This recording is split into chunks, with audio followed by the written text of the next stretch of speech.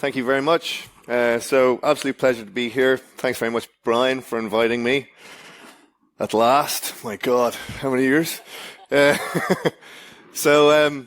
Finding adversary infrastructure before the attack. So hopefully we'll be able to give you a little bit more of a positive spin on things as they are and the future of cybersecurity, because it may not be as bleak as it's always painted.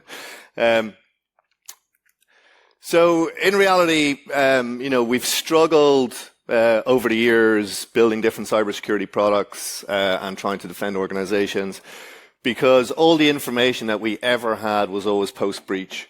So even when we, in previous companies, we built defensive platforms, and the earliest information you had was something get detonated in a sandbox, and then you'd share the indicators discovered across all your security products, protect all the customers at once, right? But within the silo of that security company's platform, right, doesn't necessarily get spread out to the other cybersecurity companies at the same time, right? So your customers are protected after one of your customers is hit, and that happens for each cybersecurity product, as opposed to everybody being protected at the same time. And the earliest information you ever had was post-breach information, right? So someone had to get hit first. So that was problematic, and a lot of things have changed to allow us to start to flip that model and actually start to map out threat actor infrastructure as they prepare it and get that out into everybody's security environment and into their security stack to harden it for what's about to come. So that's why we now have indicators of future attack, which is unused attacker infrastructure that is about to become live at some point. So not an easy thing to do, right? So we're going to go through some of the very, very basics and some of the simple stuff we do today. But we will also, we give a free security tool to the security community. So Silent Push on the website, there's a community edition you can sign up to. And the tooling that I show you us using today is available to everybody for free, right? So you can actually sign up and do anything that we're going to do in this talk, right? So in order to get indicators of future attack, you do have to monitor all changing technical relationships on the internet every day, right? So that's not an easy task, quite large. But basically, we have a particular way of viewing all infrastructure and its changing relationships, and we monitor that at a ridiculous in a ridiculous fashion. So we have this particular view. We call this our triocular view of the internet. So everything begins with DNS for us, right? We're very focused on changing relationships in DNS. That's where everything starts for us. Then do A records get set up? Are there servers put on the end of those A records? Does content and pages eventually appear there? But the thing that gives us real early view is changes in DNS, right? I know not everybody's into DNS, so this could be a tough one for you if you're not into DNS, right? Because it's going to come up a bit. So the first thing we do is we do our data collection. So we're an extremely aggressive data collection platform, and this is what we share with absolutely everybody in the security community, right? So you get to see all of the data that we collect, and risks and reputation scores that we assign to all internet infrastructure. So that is for free. And then we scan and fingerprint everything we discover. And again, we make all of that available to everybody for free as well.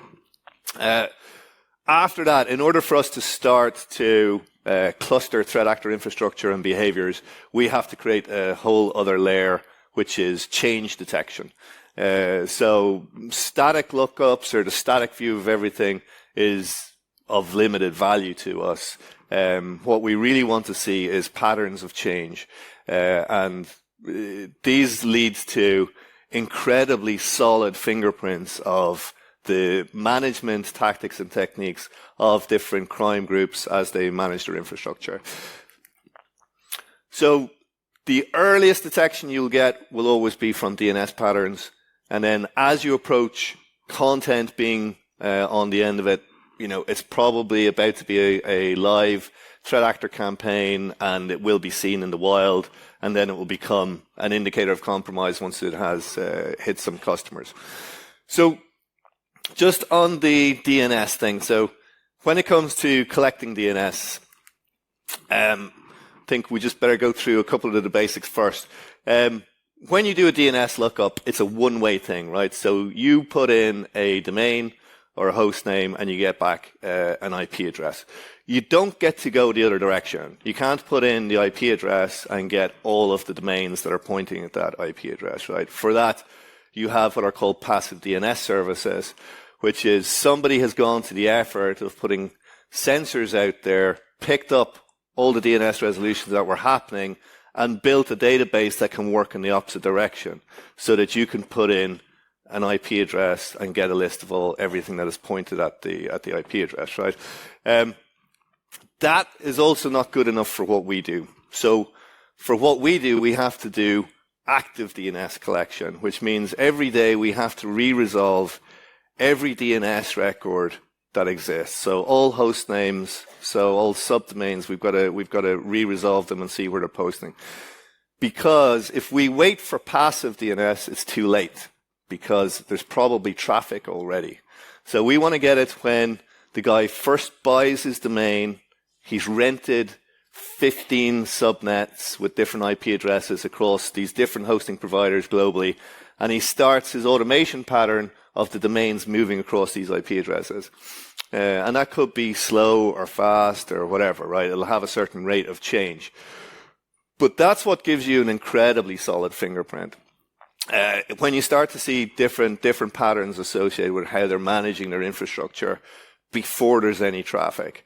And in the cases of some organizations, particularly nation-state actors, believe it or not, you get very early views because they're aging their infrastructure by a year before they use it so that it looks better to normal security products.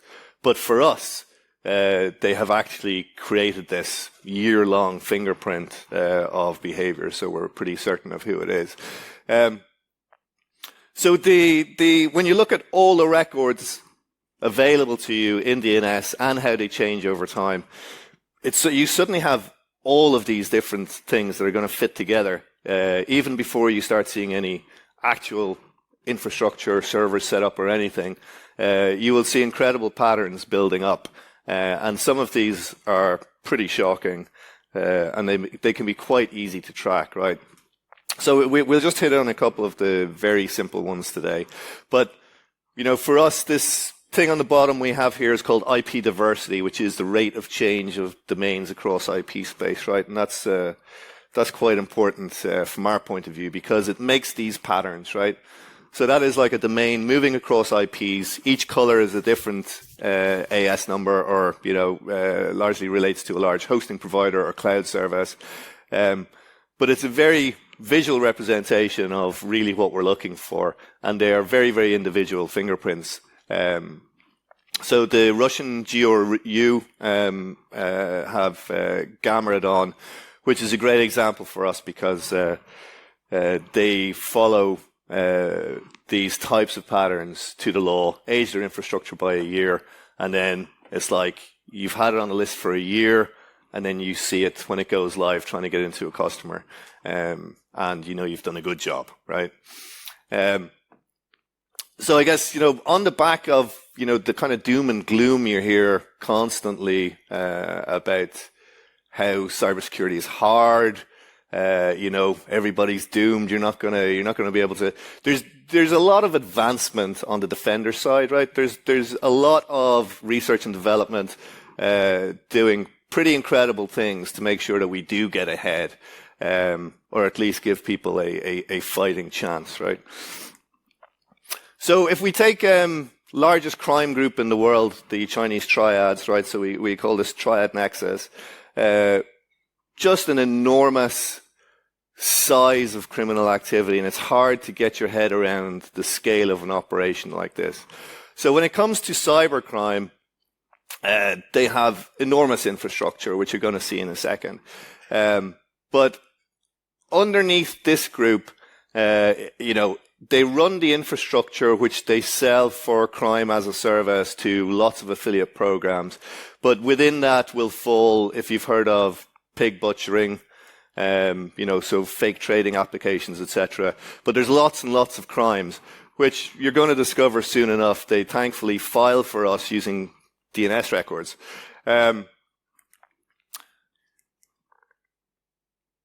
So under that, they have these different kind of management groups to manage different parts of the infrastructure. So we're just going to look at what we call funnel today, which is a part of the Chinese triad's crime infrastructure, right? So these guys we've been following for years and years, and every day we have a list of everything that they do, right? But they are very, very good at managing crime infrastructure, and their ability to stay up is legendary, right? So this is a fake Goldman Sachs site, which has been up for a year, and never been taken down. Still actively used for crime to get people to put their savings into this fake Goldman Sachs platform, right? It comes localized in whatever language for the region you're in, because of course they have affiliate programs, right? So, you can be in a West African gang, you use the infrastructure provided by them. You can also launder your money through them as well. But there's help available, etc. on these sites.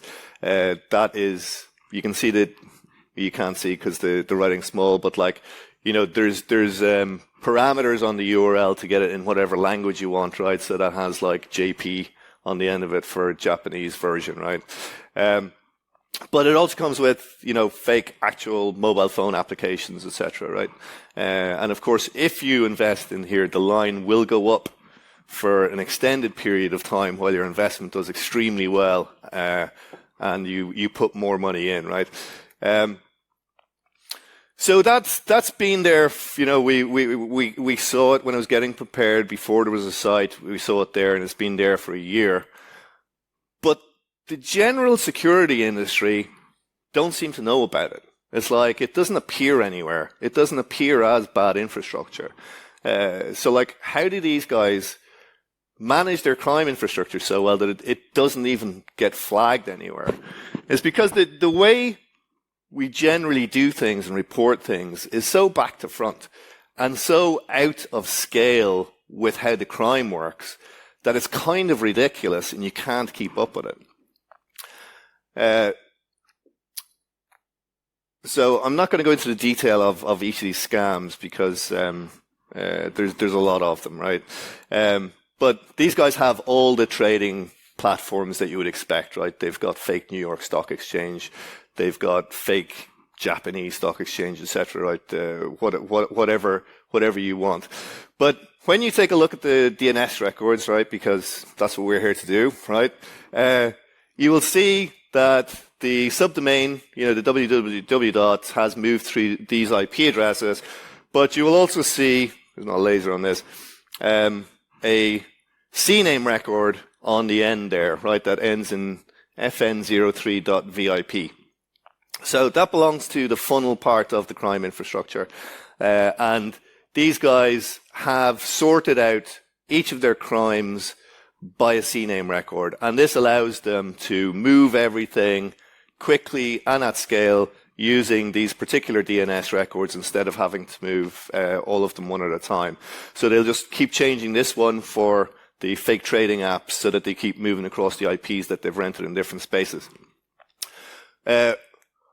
If you expand out what is pointed at this particular CNAME record, there's about 1,400 fake trading apps live at any time on this CNAME record, right?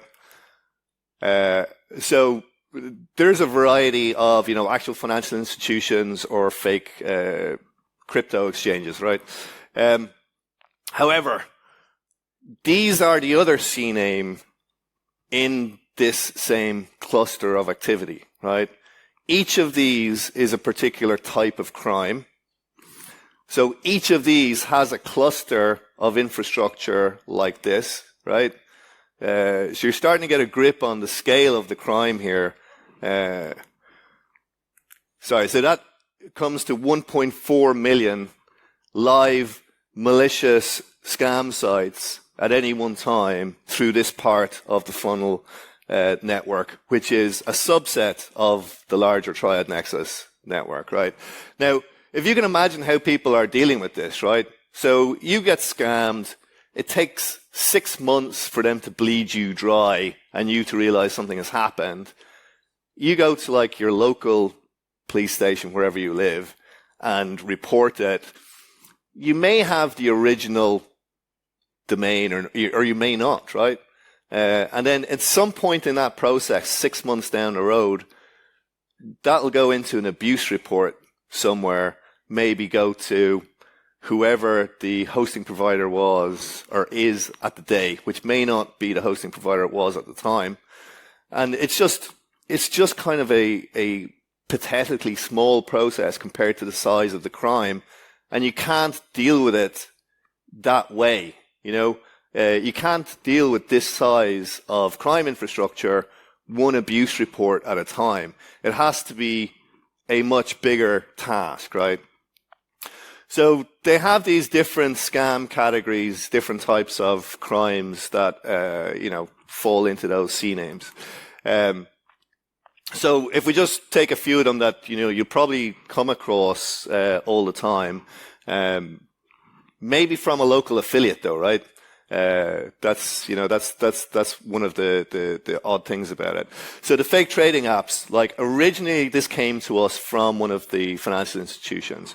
And we mapped it out, we tracked it, we saw the size of the actual crime infrastructure, and then we wrote a bit about it, but then victims started calling us, right? So it was fine us doing our kind of, technical job, not really noticing stuff until people who'd lost all their money started ringing us, right? We didn't like that bit so much, But it is heartbreaking, right? Because you had people who were like senior managers in the bank, and they had fallen for this, it's always a horrendously tragic story, right? And because they have like a local version for wherever you are, it's a real global crime. So it's always in whatever language. So that's there's a fake BNP there for the French, just so they're included as well, right? But if you try and dig into Funnel and work out what the hell Funnel is it a company or what, it is so vague. It claims to be everywhere, claims to be nowhere. It's like, just a complete mess of a shell company, which is under this other shell company called ACB Group, right? So very quickly, because, we're very niche in what we do and we don't want to get into this too much, we get Treasury involved, right? So we hand this stuff over to the FBI and Treasury, and then Treasury will take action at scale for us, right? So we're in quite a few countries, and we work, either at a national security agency level or a national cyber security center level across 7 countries at the minute. But the Philippines is one of the places where we do work as well, and where we can have influence, because there's plenty of countries where we can't have any influence. But so they have like a real commitment in their last election. There was quite a large part of the campaign was to deal with scam compounds and all this type of thing, because quite a lot of the operations were happening in the Philippines for the scam compounds in Southeast Asia. Anyway, it's getting political. It's too boring, right? But they do help. They did arrest people for us. And Treasury putting those sanctions in place also gave us leverage on infrastructure providers and hosting companies that they could not accidentally take money from any of these crime gangs, right? So one of the problems with this is the range of crimes that they do. So, there's fake every type of retailer involved. There's fake, every financial services company. There's fake tech companies, fake Amazon, etc., fake social media companies. And each of these has kind of a variation on a scam around it to extract money from people. So TikTok they've got a pretty big threat research team. They do a lot of work. And they worked with us on this to make sure we nailed down all that stuff. So that was good. That was a nice win. There are innumerable examples of this, so I'm gonna skip over them, right? The other one you may have heard of is polyfill. So that was, supply chain JavaScript on websites. Funnel took it over briefly, and then whenever that JavaScript, it started redirecting people to funnel properties, fake gambling sites, or whichever scam they were at, right? So that one got quite a bit of attention when it happened, but again, it was our friends in Funnel, right? I don't think they think we're friends, right? I don't think they like us at all. But for example, if you want to play with this type of thing yourself, if anyone's feeling nerdy enough after listening to this, on the free community app, you can put in one of these. So this is one they have up at the minute called wanvis.com. So again, it's a fake cryptocurrency exchange platform. But if you go in there and you can take a look at the CNAMEs and do a reverse CNAME lookup on what they have in the DNS records, and you will discover the rest of the current crime around this today, right? So you can kind of get the hang quite easily of mapping threat actor infrastructure through DNS records on its most simple level, because this is very static stuff. So you will also notice that when they're moving their IP address, every second provider is either in the US or China. So they make a point of constantly drifting between non-collaborating jurisdictions. So that's how they manage to stay up so beautifully well, right? They just, I guess they're really good at it, right? We should kind of give them kudos. There's very few people who manage to keep infrastructure up like these guys. But whoever you're contacting, it's always the wrong person because it's no longer there. So they're pretty savvy. But you can endlessly uncover funnel infrastructure. So it's fun if you want to make that your hobby, right? You can do that. But it's also good to see the kind of variety of scams that they have going, because these are scams that you will see in each region. Because once they roll out the new scam infrastructure, that'll get rolled out to affiliate schemes globally, and then you will see something along these lines wherever you are, right? So it's pretty important. But they'll be hitting. So at the minute we're seeing a lot of Barclays stuff up at the minute, aimed at people in the UK for sure. So this is kind of one of the simple ways of tracking crime groups at scale, but we kind of have hundreds of varieties of this, right? Different ways that we do this. But I think we're strongly of the opinion that crime infrastructure has to be dealt with at scale. In order to take, one incident at a time and do abuse reporting, I think you're onto a losing battle when you see the size and scale of the crime infrastructure. It's not going to work that way. So you do have to, try and deal with different governments and get sanctions put in place and stuff like that, right? So it's pretty hard. So anybody can do this. It's pretty easy to do this stuff. You can identify all sorts of threat actors even before they use their infrastructure. Obviously, we recommend people use our indicators of future attack to just block this activity across their security stack. But I think changing how you think about things to, try and implement some preemptive security and block stuff that is known about that is about to come, particularly if it's segmented into something that's for you. So we try and collaborate with law enforcement as much as possible. So we give the Sign and Push platform and analysts to the Cybercrime Atlas, which is hosted by the World Economic Forum. And through that, they further help Interpol, etc. And there's been enormous amounts of arrests, based on that collaborative work. So again, I think there's a lot of positives and a lot of crime being stopped, right? With this, right? So there was Operation Serengeti, and now there's been Operation Serengeti 2, and that's had a couple of thousand arrests in this. If you want to scan that QR code, that is the community edition for free for everybody in the security community. And then you can be as nerdy as us, right? And take a look at crime infrastructure whenever it suits you. So that's it. So we've got a couple of guys outside in the booth, and if anyone ever wants to talk to us about mapping attacker infrastructure, we're available. Cheers.